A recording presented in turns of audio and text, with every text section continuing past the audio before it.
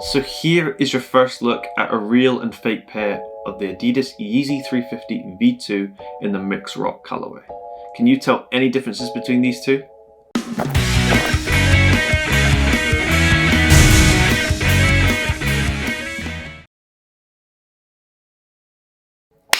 Hello and welcome back to the channel. Today I have another comparison video for you, and it's between two pairs of the mix rock Yeezy 350 V2. This retail one here on my right was purchased directly from Adidas, and then I have a fake one to compare us to show you the differences between a retail and fake and what to look for if you're trying to purchase the retail pair. But before we get into the video, I'd like to give a big shout out to today's sponsor.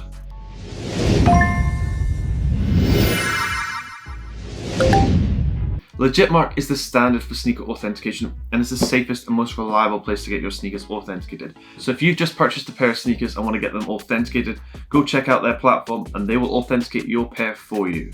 But here we're taking a look at the Yeezy 350 Mix Rock. Really nice colorway, pretty recent from Adidas, and we have a retail and fake pair here. First difference to note is on the retail box, it's slightly lighter and also slightly larger. These are both the same size, but it's very noticeable that the retail box is larger than the fake box. But like I've said many times, nobody really wants me to talk about the boxes forever because we want to focus on the shoes themselves. So we'll open up the fake one first. They've actually wrapped the paper around the shoe, which is normally a telltale sign that they are fake if the paper is lying flat on the bottom of the box. So it looks like they've tried to stop doing this. So now if we open up the retail one, you can see the paper covers it over just like normal. So here is your first look at a real and fake pair of the Adidas Yeezy 350 V2 in the mix rock colorway. Can you tell any differences between these two? So the first difference I'm going to point out to you actually occurs at the heel of both of these shoes. So if you take a look at the three stripes on the inner side of the heel, we can see differences here. So from the close-up you can see on the outer side of each stripe is a thin glossy black line, whereas on the fake one they do not have this. So do look closely because this is the small details you're going to have to look for if you want to make sure your pair is real. Another telltale sign between the two is if you take a look at the underside and look at this boost cutout area here, you can see the size of this varies greatly.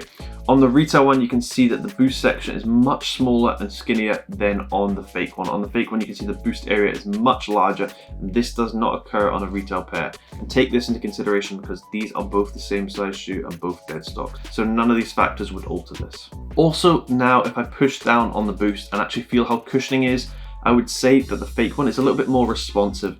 This is because the retail one is just slightly more cushiony, so stays in slightly longer. It's almost like memory foam underneath your foot, whereas the fake one kind of gives a little bit more feedback and kind of bounces straight back, so it wouldn't be as comfy, I don't think, to wear on foot. One of the key telltale differences between the retail and fake pair is actually the shape from the side. So I will show you a close-up here, but you can see the shape between the two is very different. From the toe box all the way to the back of the heel, you can see that something just doesn't look right for the fake one. And this is because the material is cut slightly shorter, so it just gives a little bit different shape between the retail and the fake one. Now, if I take out the inner shoe paper, we'll see differences here. So on the retail one, you can see they've gone for this really short paper, whereas on the fake one, they've gone for arguably the longest paper ever to exist in mankind. And the feel is very different. This is a much tougher paper compared to this, which is lighter, I guess, and flimsier, and also a slightly different color. Now we'll take out the insoles and take a look at the differences here. So when taking a closer look at the insoles from above, you can see color differences here. The retail one has a more navy blue tint to it, whereas the fake one is gone for that charcoal gray. I can't say that I prefer the fakes, but the blue tint to it is quite different to the upper because there's actually no blue tint to the upper at all. And then if we spin the insole upside down, a telltale sign of all Yeezys is to always look at the Adidas print at the back of the heel. And here we can see where it has the R next to the symbol. On the fake one, it's much smaller than it is on the retail one.